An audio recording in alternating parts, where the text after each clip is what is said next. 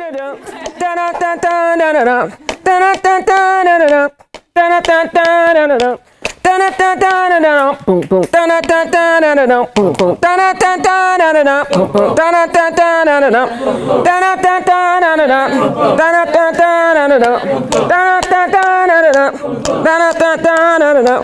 had to wake y'all up.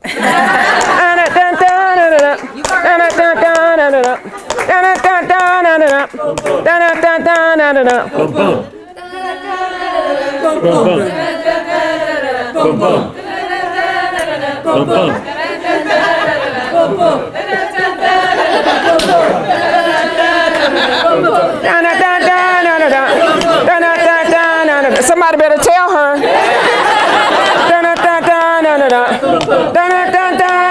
That's what I'm talking about. So the name of my presentation is Voices from Cultural Warriors. And what I want to do is to share with you some comments from my phone call to about 20 arts administrators. Some of them don't even know that they're arts administrators, but they are. Many of them are artists who are doing great work, and some of them are old people like me. So I asked them, if you were sharing with this group of fabulous people, all who have experience, and you didn't want to cry, what would you tell them? So I'm going to tell you 6 or 7 things, and as you can see, this is participatory. Ramona, did you get my slides? No. Oh, okay. I'm just kidding, y'all. Oh. Just kidding. So, number 1, and it really builds upon a lot of the things that you've heard all morning. One is, which Sarah talked about, is surround yourself by people that are complementary to your strength and your weaknesses. And some of this and all of this is a particular no-brainer. Now, first year students have an assignment, I understand. You guys have an assignment to write about somebody? You know, to. What it is yet. You have all of them? Okay, all right. Just remember. So surround yourselves with people that can, you know, that think like you, but most importantly, that don't think like you. And here's a tip. All black people don't think alike. I'm just saying. I'm just saying. 2, which rolls into 2. Don't be fooled. These issues of isms need a lot of work. Don't assume that it doesn't. Because in the context of doing work in communities, in the context of doing and being a being in America right now or anywhere else, there are lots of isms. But this thing of cultural equity, there's a lot of work still to be done. This thing of phobias and isms, there's a lot of work to be done. And so you might think, as a person going into the arts and leading organizations and leading programs and doing your thing and you know, and supporting your own vision to start your own ballet company, whatever that is, that you're not going to have to deal with that. You are. You are. I had an incident a couple of weeks ago where I had to call my sister Libby Chu because the CEO-elect of an organization that I'm involved in said, well, we just can't find no, and she's trying to figure out the language. We just can't find any people of color to work for us. I heard that in 1972, 75, at the NALA conference where they put the minority panel in the plantation room. Oh my God. They did. You know that. You were there in Charleston. They did. Okay. So, but even now, we have to figure out you as an individual, because that's who I'm talking to. You as an individual. You have to figure out that these kinds of things are going to come across your desk. Now, how many of you, when you see people, you don't see color? I am so grateful because I was going to call you a liar. And that is one thing I don't have to hurt anybody's feelings. I was really worried about that question. Because I talked to some, it's like, well, I don't see color. Well, are you blind? And, seeing color is one thing, but knowing how you respond to it, okay? So I do see, he has fabulous blue eyes, he always has, but seeing color is one thing, but knowing how you respond to seeing color and the things you frame in your brain around what that means and what that represents, you need to get in touch with your own thoughts about that. You really, really do. Whatever those thoughts are, and I'm not here to tell you that you're right or you're wrong. If you're in my class, I would. But I'm not here to tell you whether you're right or you're wrong. But I'm saying these are things as leaders, which you already are, and you will be even more so, that you need to figure this out. Number 3, where you stand is where you'll sit.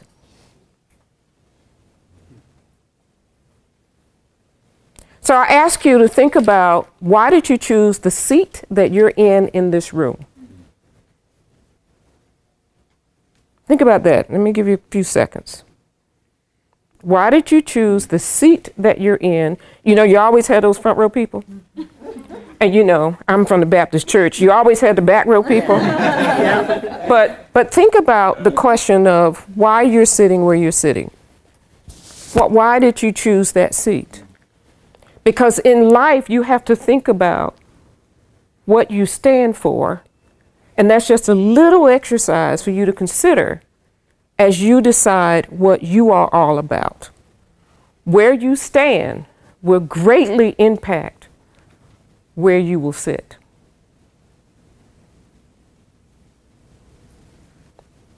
Think about that. Number 17.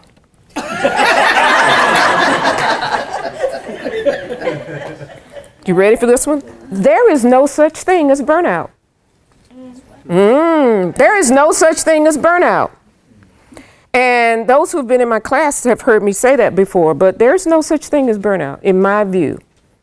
And I'm right, because I have the microphone. You might get tired, you might need to do something different, but to me, the glass is always 3/4 filled. You decide how much water is in that glass for yourself. But burnout isn't a concept I embrace. I can be tired, I can be ready to do something else. It's that burn and that word out together doesn't fit for me. Does it fit for you? Because you're going to face times when you are sick of doing something. And it may be that day, it may be that job and it has been going on for a month. It may be that job or that project you've been working on for a year and it just keeps coming back, or, all of those kinds of things. But you need to define for yourselves what burnout is. And Sarah has really laid a great foundation around anxiety, stress, all that kind of stuff. But for me, I honestly don't believe in burnout. I just think you're tired and need to move on. Why does it have to burn? Because you need to make a decision about your life. Why does it have to burn? And why does it have to be out? You don't.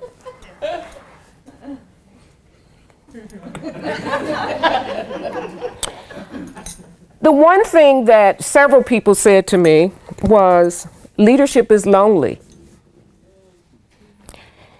Leadership is lonely. And there are times when you will close your door and just put your head down and just cry. Because you have no one inside your office that you can go and talk to, because you are the leader of that unit, that project, that team, whatever. Right? Leadership can be lonely when you're inside an organization, and you have to be comfortable with that. There's that old saying that I can't be your father and your friend, and I can't be your mother and your friend. Well, you really can't be a friend and a leader and a boss either. Be careful of that. I have employees coming to me this is just between me and you, but you know, and I have to explain to them, whoa, you know, you need to understand that if you tell me something I need to take some action on, I can't act like I don't know it. I can't act like I don't know it. I have an organization that I'm working with where there's an African-American director and a white CEO, and that employee said to me that I think she's discriminating against me. Okay, why? And she said, because I'm black and I'm smart. And to her, those were the same thing. But she wanted to confide in me. And I had to say to her, I can't let that slide. I have to deal with that. I've got to, but you know, but I'm just telling you this as my friend. Leadership can be lonely. So find somebody outside of the organization to, you know, I do a lot of talking in my car on the way home, but different people have different things that you do. But leadership can be lonely. Sometimes you are really by yourself. Stay true to your own values. I'm first of all going to assume that they're great. Let me say that, because there are some people that are really true to their values, and we think their values are off. We do. But you need to stay true to your own core values, whatever they are. And if you don't know what they are, you need to do some work on yourselves. Because you are going to be challenged to the core with the smallest tiny thing that could just tip you over and take you to that upside down stress place, whatever. But you need to know what your core values are. You need to be clear about your own sense of ethics. You really, really do. So that you'll know when something is bothering you. I had a colleague to come to me the other day, and she used the word weird all the time. She's quite millennial. Everything is weird. And so we had a conversation to peel back the levels of weirdness for her, so that I would know how to respond when she's going, this is really weird. Like, is it a good weird? Is it a medium weird? It is a, you know, but it was, for me, it was to help her to distinguish with these degrees of weirdness, but also to help me to know how I could coach her, because this weirdness feeling is a little different from this weirdness feeling. And why is that weirdness? You know, and that's just her vocabulary. I have another employee who uses the word amazing all the time. I'm like, well, when is it not amazing? You know, but as individuals, you need to know your range of weirdness. Whatever that range is, you have to, if you are going to lead and you're already leaders, you have to know what those ranges of weirdness are. You have to know when things, you know, and you're not in your head, but you need to write it down so that you can play around with those positions and those thoughts about it. But what does that mean? Those degrees of weirdness. Something's wrong, but I'm not really sure. You know, but I'm not really sure. Listen to that part of yourself, but know your own values. Know what you're going to stand for. Know that you're not going to plagiarize. One of the biggest issues that we see with professionals, we just see it on the internet and we just incorporate it somewhere else and we just keep going. I mean, you know, and so no, if that is a value that is important to you, you need to deal with that, whatever that may be. Whatever that may be. And it will expand depending on the situation. These last two things, aren't you impressed? I'm down to the last two. The last two things, one is, and this came through from several people, feed the spark. Feed the spark. So let's talk about that. I'm going to pick on somebody. Okay, I apologized at the beginning, didn't I? Yes. Yeah. Okay, good. I'm not going to pick on you anymore. Okay. So it's okay. You could. Okay. So I'm going to pick on somebody. Hi. Hi. I'm Yvonne. Flannery. Why are you in the arts?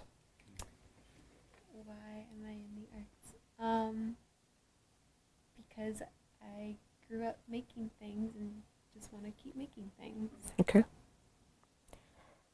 What is your spark?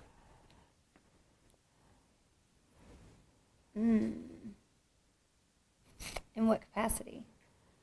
Wherever you want to define your spark. What is your spark that drove you to arts administration? Margie?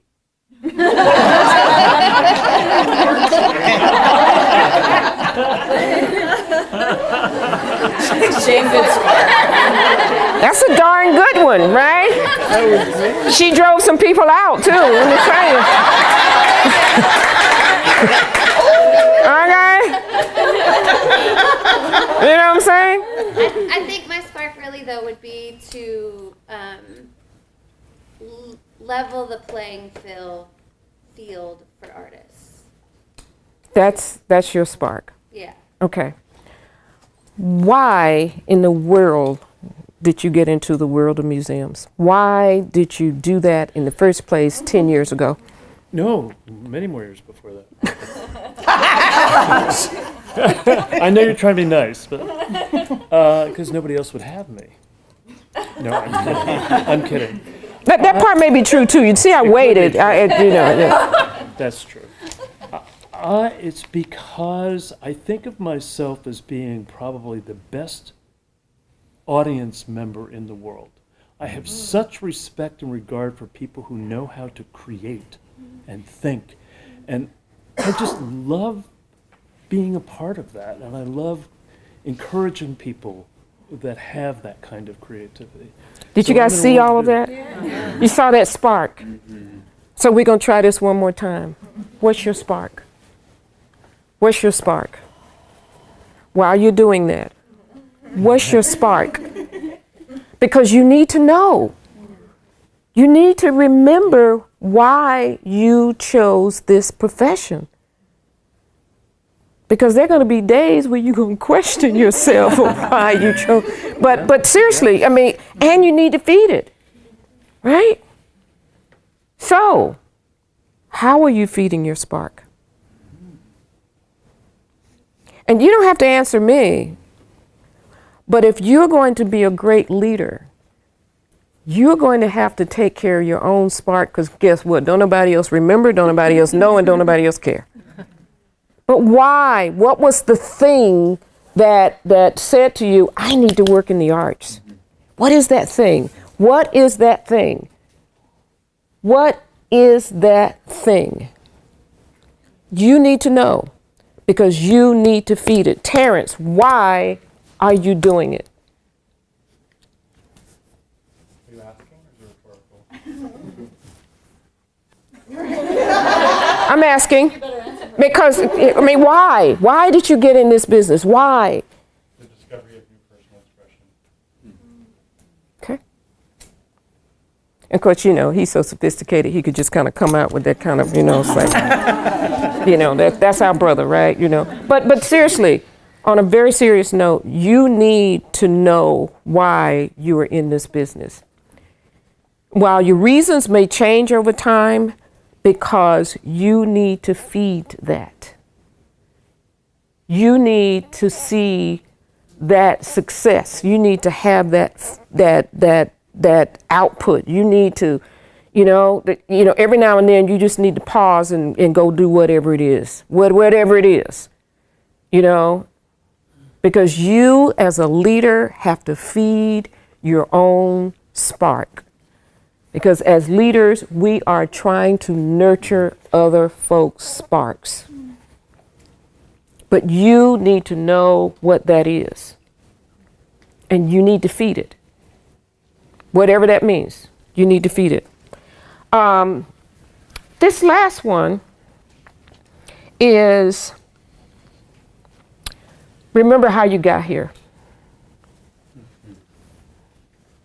And I'm going to take a little risk, and some of you have seen me do this before, so I'm going to take a little risk, which is walk around in yellow outfits. Obviously, I take risks, but take a little risk. But I want you for a moment to think about the people that supported you for you to get to this seat today.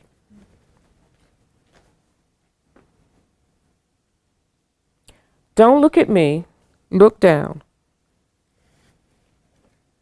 Think about the people who helped you get here today. We all stand on someone else's shoulder.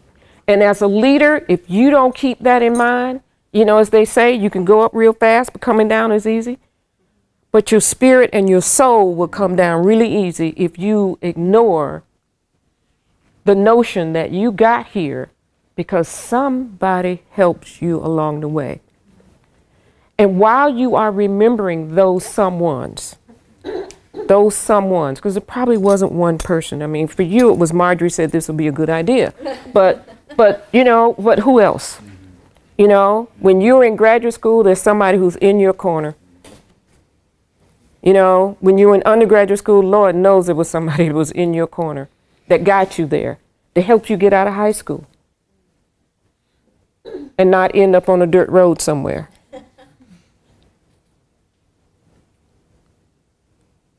Because you stand on someone else's shoulder. The 8th principle I want to share with you is the importance of giving back and second chances. As leaders in the arts, we have a responsibility to give back and to allow for second chances. Sometimes you need to give yourself a second chance. You do, but you certainly need to give others a second chance. And that's really important. But if you don't know what your values are, if you don't know what you stand for, you can't give your authentic self to this work. You can't give your authentic self to this work or any other work. So what's next? Where does it go from there? So, in the spirit of being Yvonne, I've been trying to work on being somebody else. I promised myself as I got on the plane this morning, knowing that this is the last time I may have this kind of quasi-title of being adjunct with Goucher. They're going to take me off their website at some point, right? And I'm not crying today. I just need you to understand that, we don't do tears. I'm being right, okay? Got my values straight. Don't mess up my makeup. I want to say that the road is an easy one as long as you stay true to who you are. Now, we have to code switch all the time. Right? I mean, we have to code switch all the time. But as leaders, you need to understand some principles around authentic leadership, which starts with you. So I've been on this music kick lately, and so I just want to share this with you because it's a song that's been stuck in my head. So it's, and you've heard it before, I'm sure. It's old, because I'm old. Bring back Nelson Mandela, bring him back home to Soweto. I want to see him walking down the street tomorrow. Bring back Nelson Mandela, bring him back home to Soweto. I want to see him walking down the street tomorrow. Bring back Barack Obama, bring him back to the White House. We want to see some integrity in the White House and somebody that makes sense, that doesn't do us war, and that is a good leader, who's handsome as heck, who has a fabulous wife. We want to see him walking down the street tomorrow. Bring back Barack Obama, bring him back home to the White House. Somebody like him, okay? We want to see him walking down the street. When? Tomorrow. tomorrow.